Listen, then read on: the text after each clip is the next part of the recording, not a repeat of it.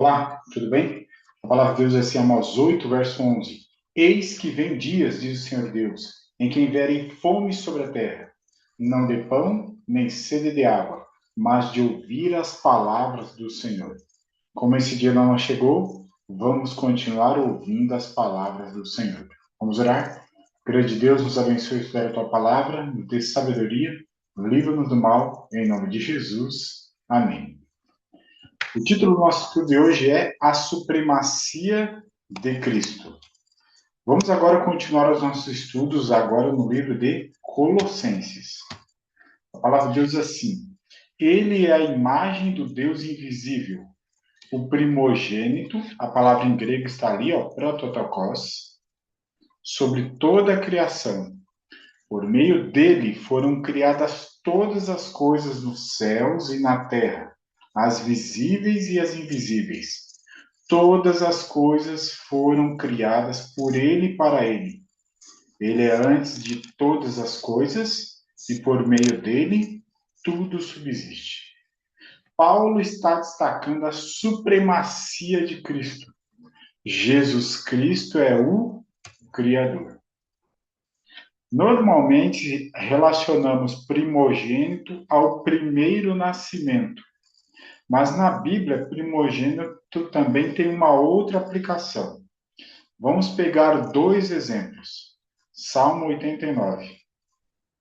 Faloei por isso meu primogênito, o mais elevado entre os reis da terra.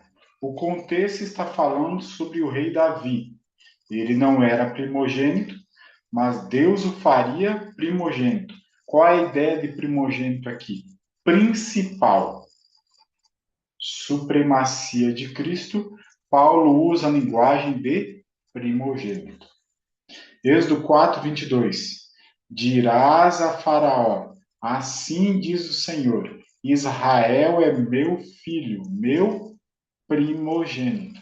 Então, outro momento em que a palavra primogênito é atribuída agora a uma nação, Israel. Então, não é apenas primogênito, primeiro a nascer. Existem outras aplicações também. Jesus Cristo é Deus. João 1 diz assim: No princípio era o Verbo estava com Deus e o Verbo era Deus. Ele estava no princípio com Deus. Todas as coisas foram feitas por intermédio dele, e sem ele, nada do que foi feito se fez. A vida estava nele, e a vida era a luz dos homens. Tanto o apóstolo Paulo como o João estão escrevendo uma linguagem muito parecida, tudo bem? Todas as coisas vieram à existência por motivo de Jesus Cristo. Ele não tem vida derivada, ele tem vida nele. Então vamos imaginar, aqui está o princípio, a linha do tempo. A existência de Deus estabelece o tempo. Deus não está fora do tempo, Deus não é atemporal. A existência de Deus estabelece o tempo, isso não é diminuir a Deus, isso é realidade. Há um momento que vai acontecer a criação de todas as coisas, que nós chamamos de princípio. Quem já estava lá ou estava antes disso? O Verbo. E o Verbo é identificado como Jesus. Ele estava com Deus e era Deus. Então vem o princípio, todas as coisas começam a ser feitas por quem? Por Jesus Cristo. Então, na identidade, Jesus já é diferente. Nós todos somos criaturas, Cristo é Criador. Jesus Cristo criou o universo. Isso está de maneira clara em Hebreus 1. Nestes últimos dias nos falou pelo Filho, a quem constitui herdeiro de todas as coisas, pelo qual também fez o universo.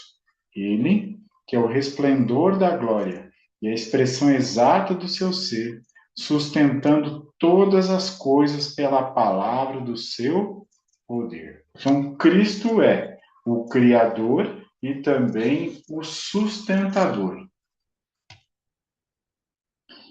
Gênesis 1 diz que lá na criação do primeiro casal, disse Deus. Então, por tudo que nós já fundamentamos na palavra de Deus, quem está falando aqui é Jesus. A divindade está presente e Jesus diz: também disse Deus: façamos o homem à nossa imagem, conforme a nossa semelhança. Criou Deus, pois, o homem à sua imagem, a imagem de Deus o criou, homem e mulher os criou. Então, tudo se encaixa dessa forma. Como era Adão antes do pecado? Viu Deus tudo quanto fizera, e eis que era muito bom. Houve tarde e manhã o sexto dia. Então, Adão antes do pecado era muito bom. Como é Adão depois do pecado? E chamou o Senhor Deus ao homem e lhe perguntou: onde estás? Ele respondeu: ouvi a tua voz no jardim, e porque estava nu, tive medo e me escondi. Então, agora nós temos um Adão defeituoso, porque ele tem medo de Deus. E a partir daquele momento começa a degenerar até que ele vai morrer quando completar 930 anos. Por que ele não morreu naquele dia, no primeiro dia do pecado? Porque um substituto morreu. Um animal morreu e desse animal Deus tirou a pele e fez roupas para Adão e Eva.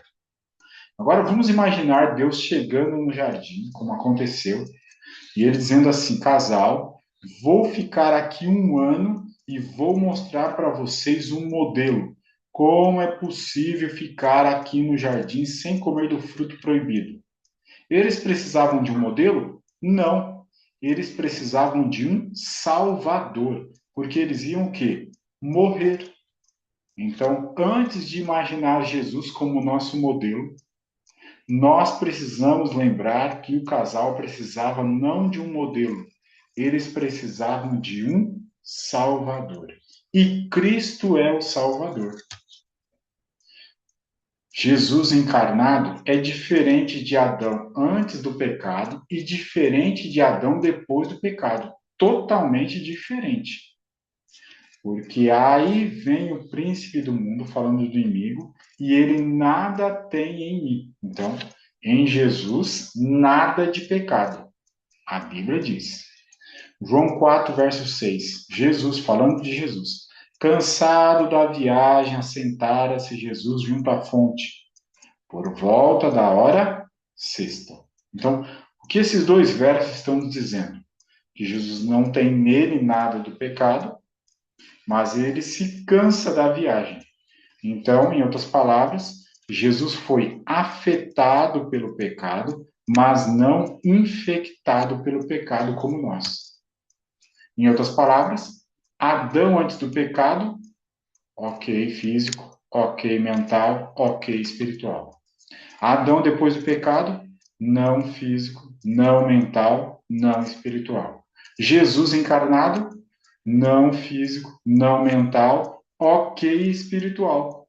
Jesus não é parecido nem com Adão antes do pecado, nem com Adão depois do pecado. Jesus é único. Jesus é único, diferente. Precisava ser assim. Jesus não tem medo de Deus, mas se cansa. Depois de um longo sermão, ele tem ali cansaço. Depois de uma longa caminhada também, cansaço. Cansado da viagem. Mas medo de Deus Jesus tem? Nunca. Então, Jesus é diferente de Adão antes do pecado e Adão depois do pecado. Ah, mas Jesus tinha que ser igual. Não. O casal precisa de um Salvador. Eles vão morrer. E Jesus é o Salvador. Antes de avançarmos, só precisamos lembrar de outro assunto também bíblico. Ezequiel 28:15 diz: perfeito eras nos teus caminhos, desde o dia em que foste criado, até que se achou iniquidade em ti. Então a segurança não está em ser perfeito. A segurança está em ser fiel à palavra de Deus. Ao assim diz o Senhor. Por quê? Na Bíblia, perfeito peca. O anjo era perfeito e pecou. O casal era perfeito e pecou. Aonde está a segurança? Na fidelidade. Ser fiel à palavra de Deus. Não está a segurança na perfeição, e sim na dependência de Deus. Jesus é diferente na identidade, porque o menino nos nasceu, um filho se nos deu, o governo está sobre os seus ombros, e o seu nome será Maravilhoso Conselheiro, Deus Forte, Pai da Eternidade, Príncipe da Paz. Jesus é intitulado Deus, Jesus é intitulado Pai da Eternidade, sem origem, sem fim, eterno. Nenhum de nós tem essas características. Jesus é diferente. E tu, Belém Efrata, de ti me sairá o que há de reger, reinar em Israel, e cujas origens são desde os tempos antigos, desde os dias da eternidade. Eternidade não tem começo, não tem fim. Esse é Cristo. Respondeu-lhe o anjo, descerá sobre ti o Espírito Santo, e o poder do Altíssimo te envolverá com a sua sombra. Por isso também o ente santo que há de nascer será chamado Filho de Deus. Quem teve essa declaração em seu nascimento dos humanos? Ninguém, com exceção de Cristo. Sua mãe recebe o anjo Gabriel, substituto de Lúcifer. E ele diz: vai nascer um ente santo, pelo Espírito Santo. Ninguém preenche essa condição a não ser Cristo. Ele é diferente. Por isso, pois, os judeus ainda mais procuravam matá-lo, porque não somente violava o sábado, mas também dizia que Deus era seu próprio Pai, fazendo-se igual a Deus. Então, os primeiros leitores dos escritos entendiam que quando Jesus chamava a Deus de Pai, o que eles entendiam? Eu entendo que se chama alguém de Pai, o Pai é maior, é anterior. Não é assim que eles entendiam. A Bíblia está dizendo como eles entendiam. Ele se fazia igual a Deus. Jesus é diferente na identidade. Hebreus 7. Com efeito, nos convinha um sumo sacerdote como este, santo, inculpável, sem mácula, separado dos pecadores e feito mais alto do que os céus. Jesus é diferente. Ele é um irmão em nossas fraquezas, mas não em possuir idênticas paixões. Com o impecável, sua natureza recuava do mal. Esse é Jesus. Ele é igual a Deus e se revestiu da humanidade. Paulo chama isso de semelhança, não igualdade. Por isso, porém, inimizade entre ti e a mulher, entre a tua descendência e o seu descendente. Esse te ferirá a cabeça, e tu lhe ferirás o calcanhar. Isso aconteceu na cruz. Jesus não é só diferente em sua identidade, Jesus também é diferente na sua missão. Ele nasceu nesse mundo para morrer. Não pagar um resgate para o inimigo. Deus não faz negócio com o inimigo. O que está exigindo a morte de Jesus? A lei de Deus. Porque sem derramamento de sangue, não há remissão de pecados. Certamente ele tomou sobre si as nossas enfermidades e as nossas dores levou sobre si. E nós o reputávamos por aflito, ferido de Deus e oprimido. Diferente na sua missão. O Filho de Deus equiparava-se em autoridade ao grande legislador.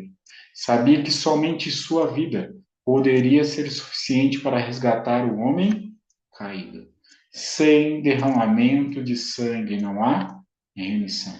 É a lei de Deus, é o assim diz o Senhor que diz isso. Não é um resgate para o inimigo. Os anjos prostraram-se diante dele, ofereceram suas vidas. Jesus lhes disse que sua morte salvaria muitos, que a vida de um anjo não poderia pagar a dívida. Sua vida unicamente poderia ser aceita por seu Pai, como resgate pelo homem. Porque o Filho do Homem veio fazer o quê? Buscar e salvar o perdido. A missão de Jesus é diferente da nossa. Qual é a nossa? Preparar pessoas para o segundo advento de Cristo. Percebeu? É diferente. Jesus é comparado por Paulo à cabeça, ao princípio. ele é a cabeça do corpo da igreja. Ele é o princípio, o primogênito de entre os mortos, para que em todas as coisas terá primazia. Ora, vós sois corpo de Cristo, individualmente membros deste corpo. A uns estabeleceu Deus na igreja, primeiramente o quê? Apóstolo. Quem é a cabeça da igreja? O corpo de Cristo, a igreja? Cristo. O apóstolo João fala sobre o primogênito dos mortos lá em Apocalipse. E da parte de Jesus Cristo, a fiel testemunha, o primogênito dos mortos e o soberano dos reis da terra. Então, normalmente as pessoas alguns comentam esse primogênito dos mortos relacionando a ressurreição. Mas aí não está dizendo o primogênito dos ressurretos. Está falando o primogênito dos mortos. Como João pode falar, o Apocalipse pode falar, como ele explica isso? E adarão todos os que habitam sobre a terra, aqueles cujos nomes não foram escritos no livro da vida do Cordeiro, que foi morto desde a fundação do mundo. Quando Deus decidiu criar, quando Jesus decidiu criar, ele estava disposto a morrer se houvesse algum problema. Com isso em mente, ele é intitulado primogênito dos mortos, porque quando decidiu criar, se houvesse algum problema, ele estaria disposto a morrer pelos seus filhos. Cristo está reconciliando todas as coisas, porque aprove a Deus que nele residisse toda a plenitude, e que, havendo feito a paz pelo sangue da sua cruz, por meio dele, reconciliasse consigo mesmo todas as coisas, quer sobre a terra, quer nos céus. Ora, tudo provém de Deus, que nos reconciliou consigo mesmo por meio de Cristo, e nos deu o ministério da reconciliação, a saber, que Deus estava em Cristo reconciliando consigo o mundo, não imputando aos homens as suas transgressões, e nos confiou a palavra da reconciliação. Cristo, ele era igual a Deus, infinito, onipotente, é o Filho eterno, existente por si mesmo. Paulo então diz: pois ele, subsistindo em forma de Deus, não julgou como usurpação ser igual a Deus. Antes, a si mesmo se esvaziou, assumindo a forma de servo, tornando-se em semelhança de homens, não igual a homens, e reconhecido em figura humana. As palavras gregas estão aqui, ó. Igual, issá, semelhança, homoiomate. Palavras diferentes, totalmente diferentes. Por que nós vencemos? Nós vencemos porque ele venceu. Pois o venceram por causa do sangue do Cordeiro e por causa da palavra do testemunho. Não vencemos como ele venceu, mas vencemos porque ele venceu. Deus hoje nos convida a nos aprofundarmos cada vez mais em sua palavra. E o apóstolo Paulo diz: mesmo que o anjo desça do céu com uma mensagem diferente do assim diz o Senhor, que ele seja amaldiçoado. Que confiemos e entreguemos nossa vida ao Senhor Jesus. Ele é diferente e suficiente para a nossa salvação. Vamos orar? Grande Deus, obrigado pela certeza da salvação em Cristo Jesus. Amém.